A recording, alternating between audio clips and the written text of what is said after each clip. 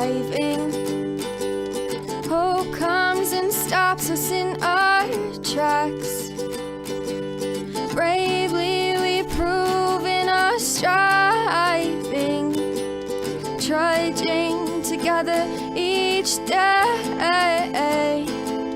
Where there's a will, there's a way.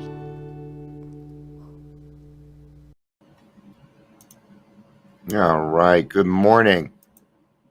I'm going to try this again. I was on earlier. A lot of people didn't know. But I am going to tell the story here in a minute. Hi, Ingrid. Good to see you. Good to see you. I know we got a couple other people showing up too. So before I get started, I'm going to tell you guys what happened. I was on, I don't know, 30 minutes ago. And I had actually decided not to announce it. I just went live. And when you don't do things the way that you usually do them, then they usually don't work the way. But what had happened was I set myself up for that. But, and I will let you guys know that I'm diagnosed with a lot of things. Sometimes when I wake up in the morning, I just feel so alone that it takes a while for me to get out of it. And that is because of my nightmares. And that's not an excuse. I don't have anything to apologize. I don't think I owe amends to anybody. But when I was doing it and I just got frustrated and I just stopped, that happens to me. When I was done, when I stopped, I was going outside to have a cigarette, and I said, God, you need to give me a sign that I'm, I get frustrated because I've been doing this for 4 years every day, and sometimes my mind gets to me, right? Sometimes I let my sometimes I let my personalities get before my principles, which is what we're going to be talking about today. That is Tradition 12. And God answered me again right away. My friend Katie, who I found out is part of my fellowship family, reached out to me and said that she was on. Here, I'm gonna read what she said.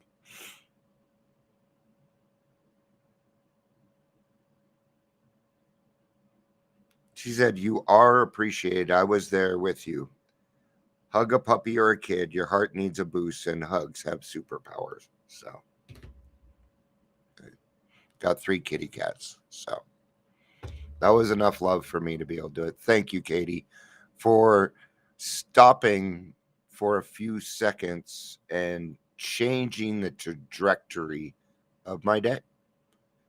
See, God works. God works, period. Okay? I asked God for something, and He reached out to somebody in my fellowship that I hadn't met yet. See, there's more to this than just that one thing. Right now, I'm going through my friends list. Yes, you're all on it. And I'm removing a lot of people. And God's saying, well, you're keeping these ones. Okay. So there's always more to this. There's always more. It wasn't just a change of a day. That's going to have an effect on me for everybody that I touch for the rest of the day. And now I come on here and I have 5, 7 people. So God's time, man. God's time. That was a perfect example of me trying to push my own will. We've got to learn from this stuff, right? And I'm human. I'm going to make mistakes. Where did I place my 12 by 12? Oh, there it is. All right. Here it is. We're going to read Tradition 12. It is on page 184. It is 4 pages long. I may get through all of it, but you guys, you know how I talk. I'll take one line and I'll talk on it for 10 minutes. So I will do my best. Um, at one point, what I'd really like to do is kind of get all of us together, and I want to go live at some point and read every step and every tradition and just make it a series of the 12 steps and traditions. And it's a lot of work. So thinking about it, I think it'd be kind of fun. So, but it's always more fun to do it with other people. Doing this stuff alone, well, you're not supposed to. Okay. Now that Dion's happy again. All right. I got to get over it. All right. Tradition 12. Anonymity is the spiritual foundation of all of our traditions, ever reminding us to place principles before personalities. The spiritual substance of anonymity is sacrifice. Because AA's 12 traditions repeatedly ask us to give up personal desires for the common good.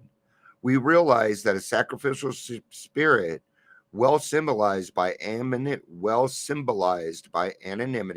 is the foundation of them all. It is AA's proved willingness to make these sacrifices that give people their high confidence in the future. So, what is it that we are sacrificing? We're sacrificing our time. We sacrifice a lot of our time. So, we might be sacrificing time with family. Um, we might be giving up, we may decide not to take a job because I'll give you a good example. I was in sales. When I got sober, I wasn't good at sales anymore. In fact, I would go to work, I'd pick up the phone, get a panic attack, and run. I would literally run out. I would grab my shit and I would gone. If I left something behind, too bad. I just wasn't that person anymore. I couldn't make a sales call. And I can't to this day do sales. And but in the beginning, anonymity was not born of confidence. It was the child of our early fears. Our first nameless group of alcoholics were secret societies. New prospects could find us only through a few trusted friends. The bare hint of publicity, even for our work, shocked us. Though ex drinkers, we still thought we had to hide from public distrust and contempt. So AA meetings started as a secret society. Okay? There were a couple reasons for that. Number one, the stigma against alcoholism. Okay. And race. Race was the other reason. Okay. There, alcoholism comes in all different flavors, man. Okay. It touches I don't care who you are. Okay. Because to me, we're all children of God and we're all human. Right? Do I see color? Of course I see color. And I celebrate it.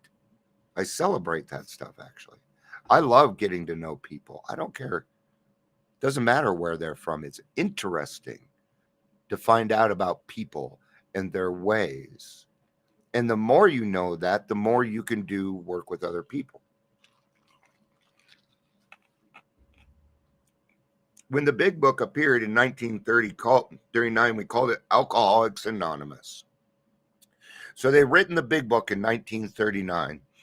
The original name of the big book was called A Way Out.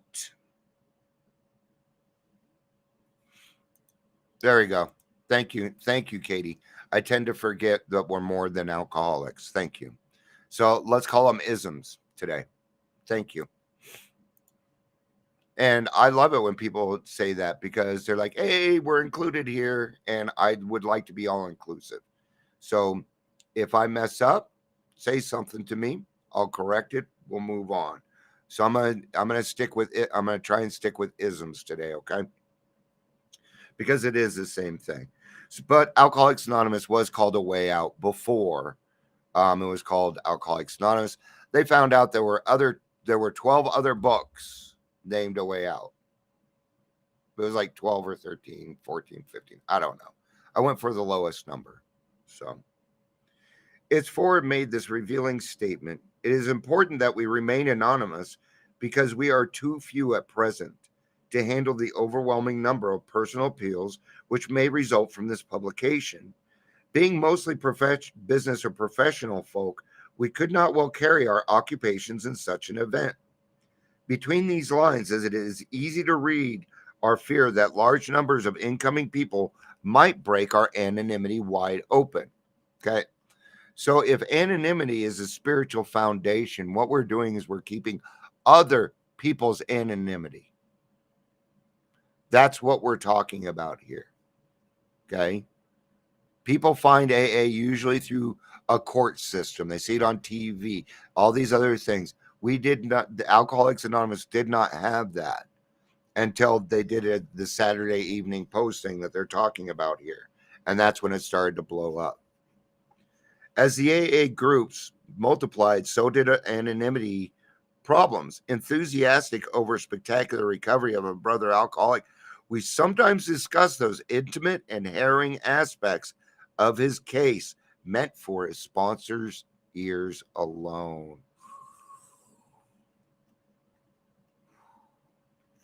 Guess what? I gotta watch that. I talk about my sponsees all the time. I'm not supposed to be doing that. All right. The aggrieved victim would then rightly declare that his trust had been broken, and that would be correct.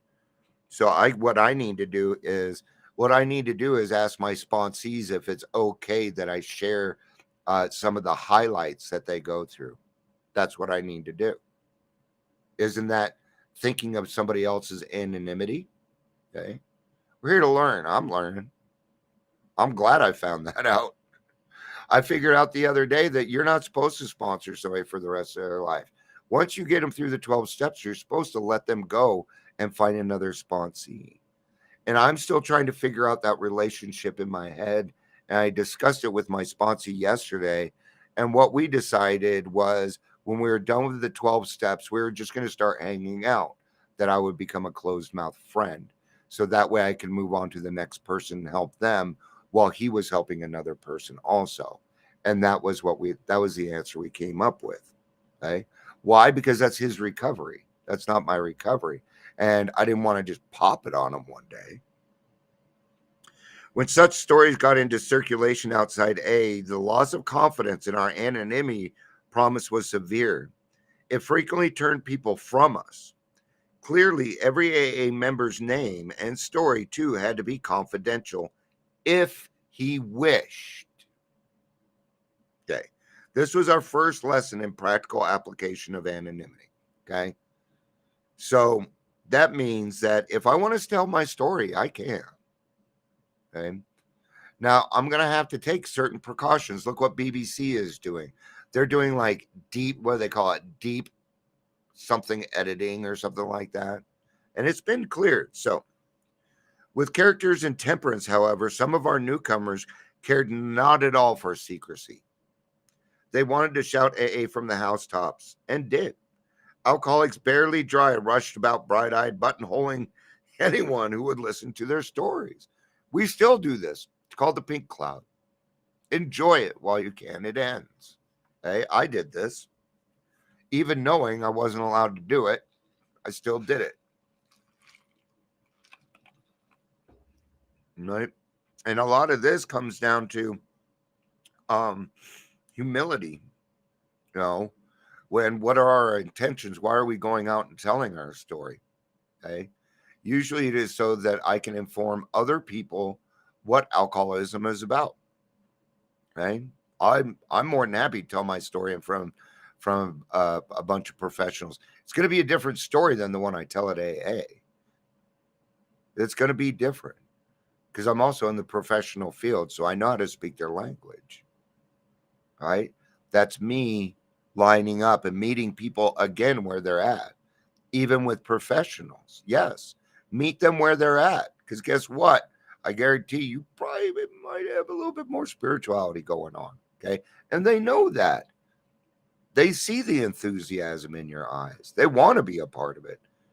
Okay. A lot of the people out there that are non-alcoholic in the recovery field will bend over backwards to help you, as long as you're helping yourself. Right. A therapist is not going to do the work for you. A sponsor is not going to do the work for you. You must do the work for yourself. Okay? And a lot of this is personal. So when we're talking to other people, yes, we got to be quiet about what they say to us. Okay? In all forms. Others hurried to place themselves before microphones and cameras. Sometimes they got disgustingly drunk and then let their groups down with a bang. They had changed from AA members to AA show-offs. Here we go. The phenomena of contrast really set us thinking. Squarely before us was the question, how anonymous should an AA member be?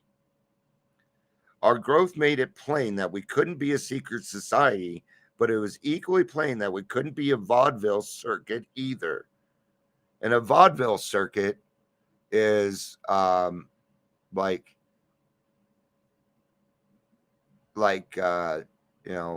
tallest man in the world. It's like Guinness World Record stuff, where you go and see the freak show. That's what a vaudeville circuit is. The charting of a safe path between these extremes took a long time. As a rule, the average newcomer wanted his family to know immediately what he was trying to do.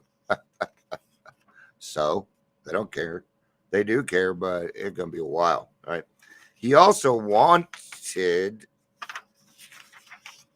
to tell others who had tried to help him, his doctor, his minister, and close friends.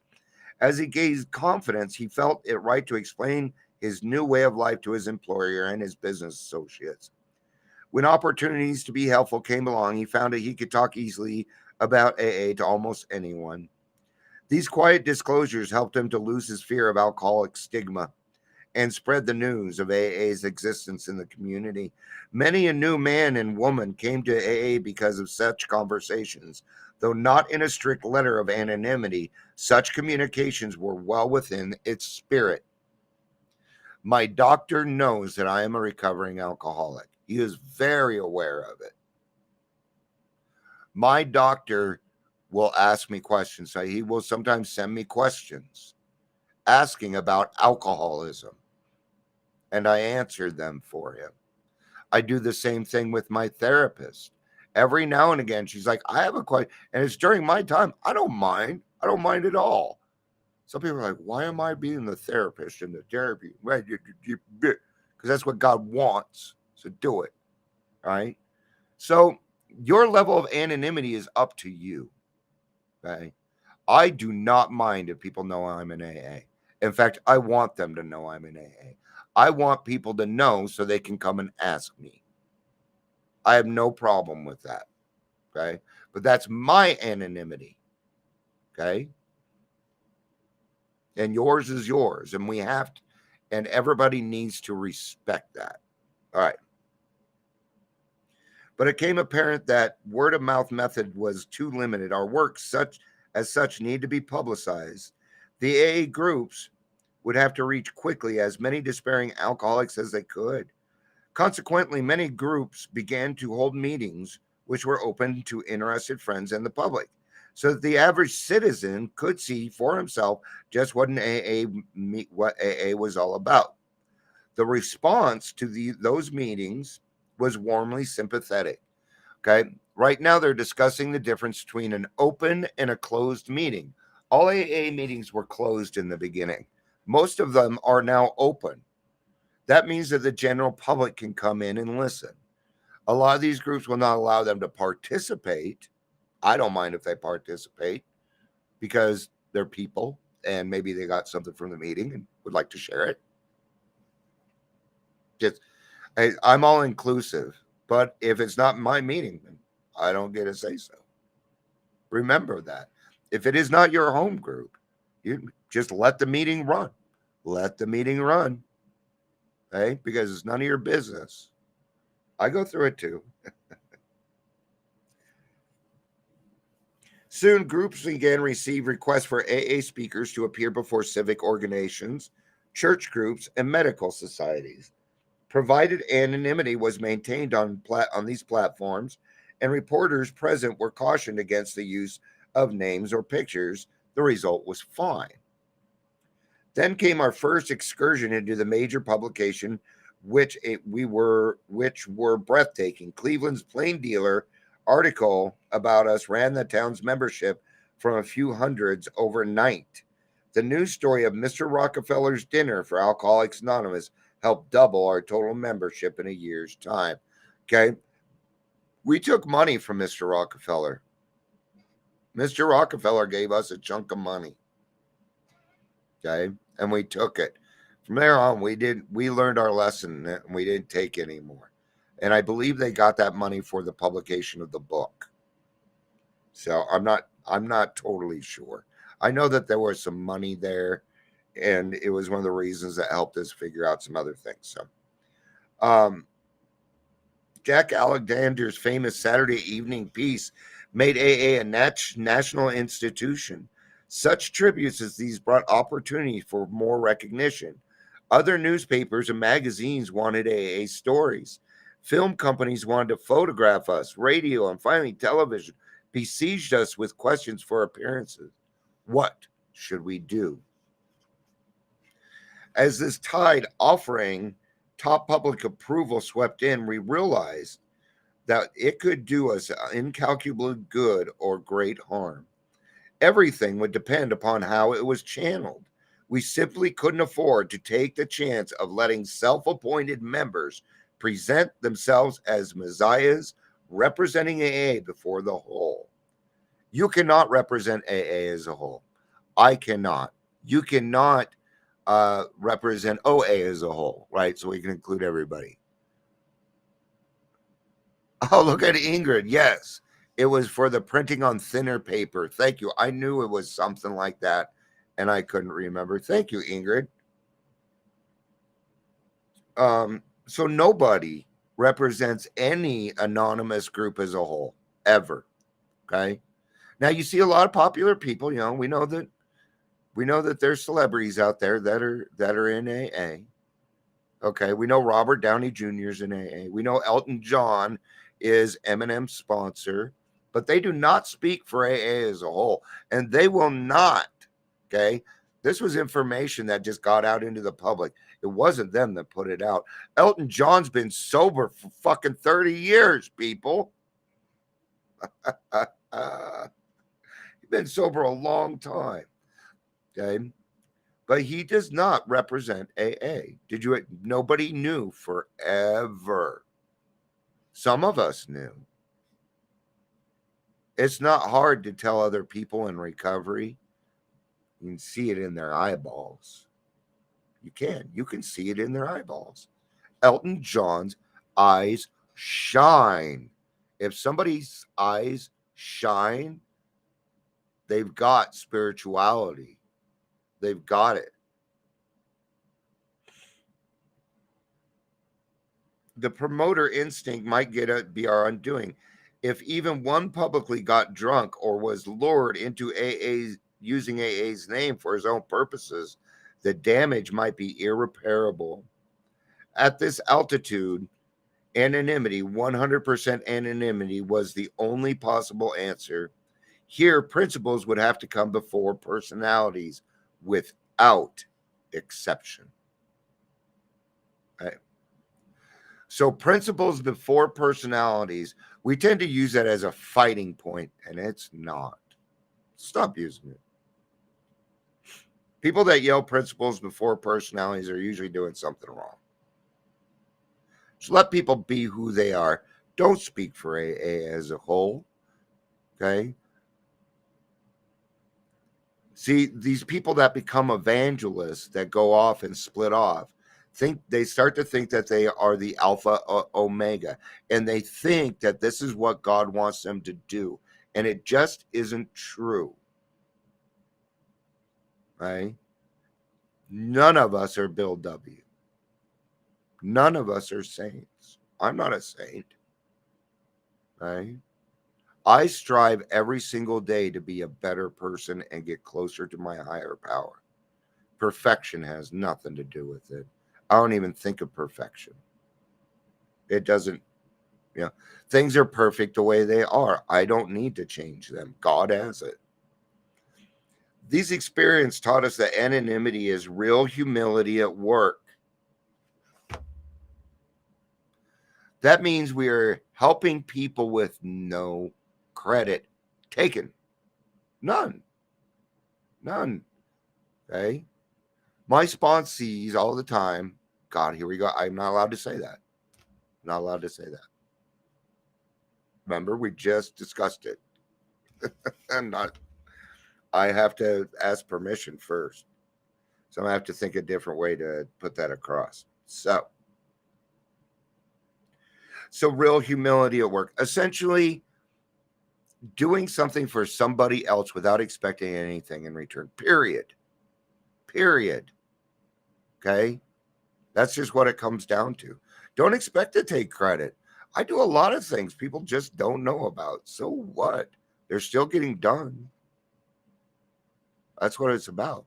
If God wants me to have credit, he will give me credit. Okay? But that's not how he works. He sends people. Like today, he sent me Katie.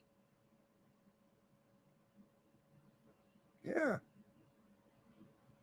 And that's humility at work. I asked God for some help, and he gave it to me. I had to humble myself before him first. And I did. I don't have a problem with that. I used to feel really, really weak when I did that. Now, when I do it, I feel much stronger. I feel like I have more courage. Right? It's like that kitty cat walking in the cave and a lion coming out. Yeah. Move. It is an all-pervading spiritual quality which today keynotes AA life everywhere. Moved by the spirit of anonymity, we try to give up our natural desires for personal distinction as AA members, both among fellow alcoholics and before the general public. As we lay aside these very human aspirations, we believe that each of us takes part in the weaving of the protective mantle which covers our whole society and under which we may grow and work in unity. We are sure that humility expressed by anonymity is the greatest safeguard that Alcoholics Anonymous can ever have. And we need that safeguard. Just yesterday, we were talking about how a person needs a space in which they feel safe in order to recover. A lot of times that's an AA meeting. That might not be their home, unfortunately. Right? But feeling safe, is the number one thing people want. Whether they want to admit it or not, if they're going to express their feelings, they need to feel safe. Nobody's going to want to share their feelings, right? Men are especially true of this. They will not admit. We have a hard time admitting we even have an anger problem. Show me a man, I'll show you an anger problem. From the time we're born, it starts to get instilled in us, right?